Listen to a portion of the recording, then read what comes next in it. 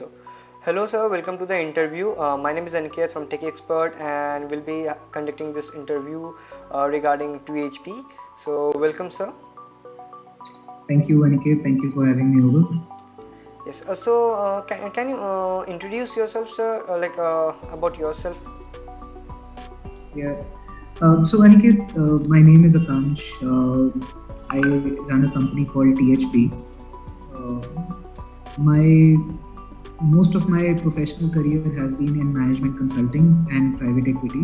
Okay. I spent a lot of time working at Bain and Company, which is a global management consulting firm. A computer science engineer by background, did my MBA from London Business School, and more recently in 2015 is when I, along with two other friends of mine who are the co-founders in the business, we started THP back in 2015. So that's a quick sort of summary about me and about how we started. And happy to share more along the way. Okay. Thank you, sir. So I think my second question is like how big data analytics is revolutionizing the healthcare industry. Yeah. So I think amongst all the industries, and as we see we've seen the tide on ed tech, we've seen the tide on fintech, mobile tech, food tech, e-commerce, etc., etc. The wave for health tech and the digitalization in healthcare is happening now as we speak. And obviously, the pandemic has given a big boost to the need of digitalization of healthcare. And the biggest byproduct of any digitalization of healthcare, any digitalization of any industry is actually data. And given what's happening in the industry now, there's a lot of healthcare data being generated. A lot of was already out there, but I think just the volumes of data being generated now are tremendous, right? The consults of doctors, for example, have moved from in-person consults in the clinic to video-based consults. Okay. And a lot of that prescription data is now being generated online on the web. There's a lot of diagnostic happening. We all know how much COVID diagnostic has happened in the last 1 year. The comorbidities have been on a rise. So a lot of that healthcare data has suddenly started to get generated, and that in itself is the foundation of doing any big data analytics or building any machine learning algorithms or doing any AI work. You need volumes of data, and that volumes of data now exist not only around the world but actually in the emerging markets like India as well. Okay. So basically, the healthcare industry, data analytics is all a part of curating the data and putting the accumulated data structured result in the front, right? So a lot of data is generated. There's a lot of hard work and heavy lifting that still needs to be done on organizing that data. Okay. But that's where the technology comes in, right? So companies like ours, we spend the time to organize the data. We spend the time to structure that data. Standardize that data and make it usable. So a lot of the raw data is getting generated, but companies like us, we actually make that data usable and build applications on top of that to solve a series of use cases. Okay, that's great. So I guess for that, and that's why THB comes into picture, right? So if you can explain me what THB it's all about and what are their products or services. So THP stands for Technology, Healthcare, Big Data Analytics. That's what the T, H, and B stand for, which is actually the amalgamation that we've created as well. So how do we use technology to solve a series of pain points using healthcare data? And that's where the entire sort of the origin of the company is all about. We have a series of product solutions that we've created on top of healthcare data. And we are in the business of working with healthcare enterprises to solve their data challenges and to help them generate value from the data that they are generating. There are a couple of areas that we work on. One of the areas that we work on is how do we use data to help personalize the care for a patient. Not just any care, but personalize the care for the need of the patient. The second area that we work in is clinical research. How do we use data to publish a lot of clinical research on what is happening in the local markets? The other area that we work on is how do we use data to make the right decisions rather than really sort of make gut-based decisions without data. How do we use data to understand what are the trends looking like? Where are patients suffering more than the others? Where are patients not getting treated more than the others? What are the gaps in the society? And therefore really help organizations take a decision saying how should they think about serving the healthcare market. Okay. So broad sort of areas that we work on include around personalizing the care using data, doing research using data, and then generating intelligence using data. Okay, so like you said once, like you connect with the enterprises and help them with the solution through the data, right? Through the structured data. So if you can tell me what kind of like the problems that they might face, like if you can give me one solution to understand it much better, like how you provide the solution and what are the problems they face, like that's the thing. So, one of the problems that you could think about is so there are lots of sort of products, let's say pharma drugs, that Okay. are being sold in the market, and to sell those products in the market, the pharma companies need to take uh, clinical evidence to the doctor on why they should prescribe. Data sets are either too old or not from the India market. Okay. When you go to a doctor in the India market, the first thing he asks is, do you actually have data from Indian patients proving that this medicine works or proving that this disease is a big problem that I should be worried about it? And that data is difficult to otherwise get hold of, right? So, Okay. what we do is we basically solve problems like these where we use data to prove how certain diseases are a bigger burden for the public health. How do we think about how one drug is better than the other? How do we Okay. think about the level of underdiagnosis or delayed diagnosis that the patients are going through in certain conditions? So things of that nature. Okay. Basically, those problems get solved through data sets. Okay. So like you said, like the medical institutes or enterprises have, like, let's see, they want data on disease, right? So as we all know, like we are currently facing through the COVID situation. So what changes the healthcare sector, like changed like before COVID and post COVID? So lots of things have changed. If I just talk about and forget the technology and the data element of it, right? Just I think we've all been forced to change our behaviors. Patient has been forced to change his behavior to consume healthcare service. Doctors have been forced to change the behavior of using technology to service the patients. Okay. So one, there's been a big behavioral change. Because of the change in behavior, the technologies existed, but the adoption of technologies have gone Yes. up. Yes. Because of the adoption of technologies gone up, the new data sets are being created. And given the evolution of technology in general, processing that data has also become easier now. Okay. Because a lot of the technologies do exist to process that data.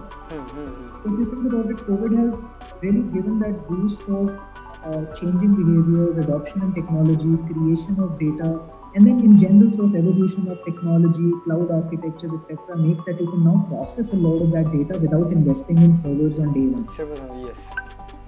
Okay, so like you were talking about the data, so like I have a question, that the real-time big data analytics, right? To take over big data for data analysis. So ask that question one more time. So like the question is the real-time big data analytics to take over big data for data analysis. I'll try and answer that question. I'm not still completely sure about the question, but I see a lot of the ability to process the data real time exists. Okay. Until few years ago, when most people were still using the on-premise servers, adding more capacity to those servers and processing the data real time was not as easy, right? So what people would do is, when they would need to process the data sets, they would do it in off hours at night, when the utilization of the server is low. Now all of that is changing, right? Now on a click of a button, we can increase the capacity of the servers and the processing speeds, and therefore as a result of that, we can actually now process quantums of data, right? And there are multiple different types of database architectures, everything from a structured database to an unstructured database to a big data architecture. Now there are technologies available to process it and make it really real time. Okay. So no, you said about the data thing. So do you think building the future of AI through data? Yeah, I think, artificial intelligence is a concept that functions when you have enough fuel to make that algorithm, right? And the availability of data is one of the first pieces that is required to train either a machine learning algorithm or an artificial intelligence Artificial, yes. algorithm. So yes, I think adoption AI and ML has existed for a while now, but as they say, right, you need to do it at the right time, and Right. I think the time is right now, where a lot of the data is getting created to be able to build and fuel these AI and ML algorithms as well. Okay. Uh, Whether everything needs artificial intelligence, no, but there are some problems that can be solved beautifully with using machine learning techniques and efficiently with machine learning and AI techniques. And I think that's it, right? So how do you use data to solve a series of use cases? Some of them may, some of them may not need an AI and ML. Okay, so so how the AI or the artificial intelligence and machine learning impacting the healthcare industry? Yeah. See, there are lots of examples out there. Some of it we work on, some of it we don't work on. But there are now companies who are uh, taking in an image and being able to predict what is the potential diagnosis of a patient without actually the machine looking at it, without actually a person looking at it. Right? Okay, So all okay, of these have been algorithms trained on large sets of images and large sets of diagnoses. So that's one use case, right? And as you know, the experts and the radiologists, etc., are scarce. So if images can be processed real time through machine, it makes life more efficient and in many cases more accurate as well. So that's one. The second is there's a lot of focus now on personalized medicine. One medicine doesn't, one size doesn't fit all, right? And that's the yes, reality. You can't have the same dosage and the same drug and the same regime of treatment for every patient. So using algorithms to identify saying what's the right personalized targeted treatment for a given patient. okay, So that's the other use case. That's an area that we work on. And there are lots of areas like these, right?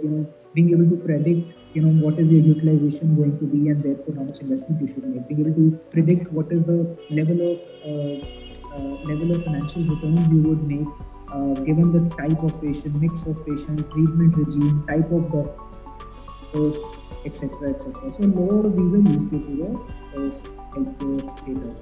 okay, okay. So no, I've been being in this like reading the news. So no, I've seen like few startups are what they're doing is they are taking the data as you mentioned what the THB does. They're taking the data and creating the personalized medicine for the patient for the better deliverables. Okay, so I think that where the data and THB comes into picture while helping with the data solutions. So, see, our job is to actually make solutions. Our Hmm. job is not to make data.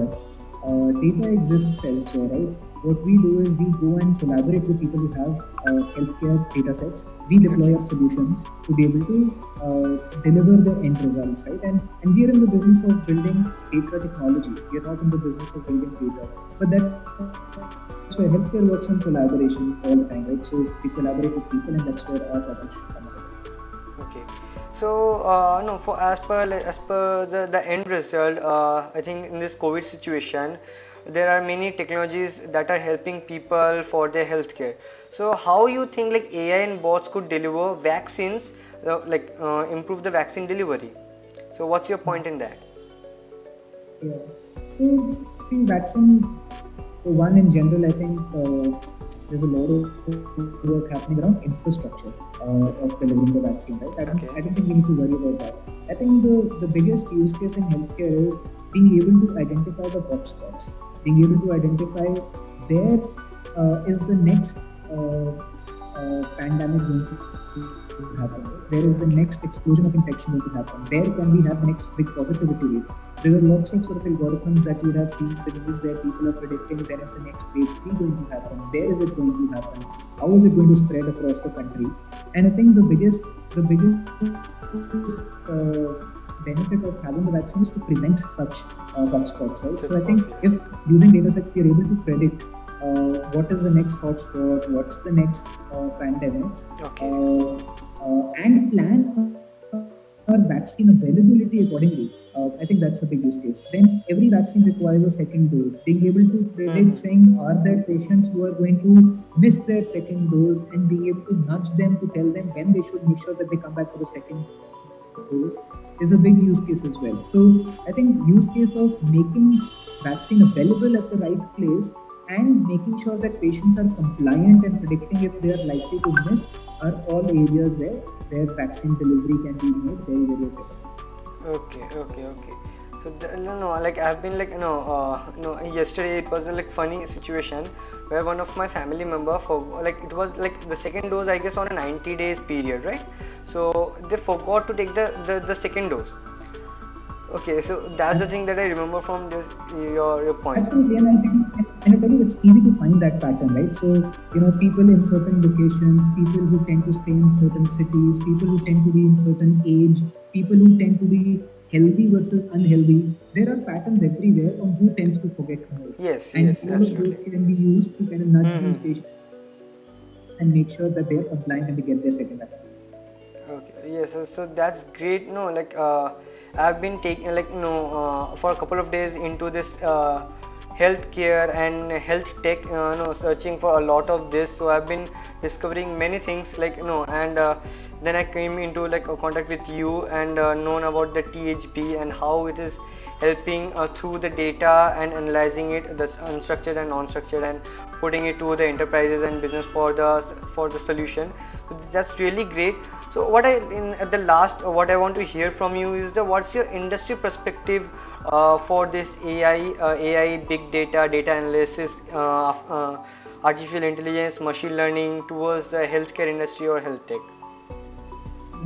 So, see, there are lots of there's so much happening in healthcare right now. There's a lot of investment going in. There are new age healthcare delivery formats coming in. We all know that consults have moved online. We all know pharmacy delivery has moved online. We know diagnostics. Yes. Diagnostics are being booked online. Home care services are growing. There's a lot of adoption of technology because of the new age players that are coming in, and also because of the changing behaviors of patients and doctors. Absolutely. Complexity of the business is going up, costs are going up, management needs to look at data with sharper lens. They need to be able to take decisions with a sharper lens, make sure that their margins are not squeezed. So given government is putting pressure on pricing of drugs, pharma companies need to figure out a way of making sure that they are profitable despite the capping on the drugs. And there are lots of ways in optimizing costs, right? I think so. So whether it's about optimizing the cost, whether it's about finding newer avenues to grow, whether it's about retaining your customers and not losing your customers to competition, or it's about just generally delivering better care and clinical outcomes. I think all of these areas have strong applications of data and technology. So that's great. No, when the technology evolves, I think it takes each and every industry and evolves with them as well. So that's the great thing, and I thank you, sir, for coming for this interview and giving the insights about the deep insights which are so valuable, and we hope we can put this into and reach more and more people about this helpful insights. So would you like to tell few about Tech Expert? No, I think it's one of those things, right, where with rapid evolution of technology, the ecosystem gets evolved along with it as well, right? And yes. I think the Tech Experts focus on publishing about newer technologies and newer avenues is what a lot of organizations like ours need. How do we make sure that the word is spread across the country, the benefits of technology, the use cases of technology, yes, the newer innovations that a lot of people are doing. So a great forum, very focused on what is going to change the face of the world. I think technology and data are going to change the face of the world, and with Tech Experts focus, I do believe there's a lot of value that can be generated in the ecosystem. So that's great, and thank you for saying such words for Tech Expert, and I'm very blessed to have you here. So this is the end of the interview, and I thank you for being here and giving the valuable presence of yours. Thank you, Aniket. Thank you very much for having me over. Thank you, sir.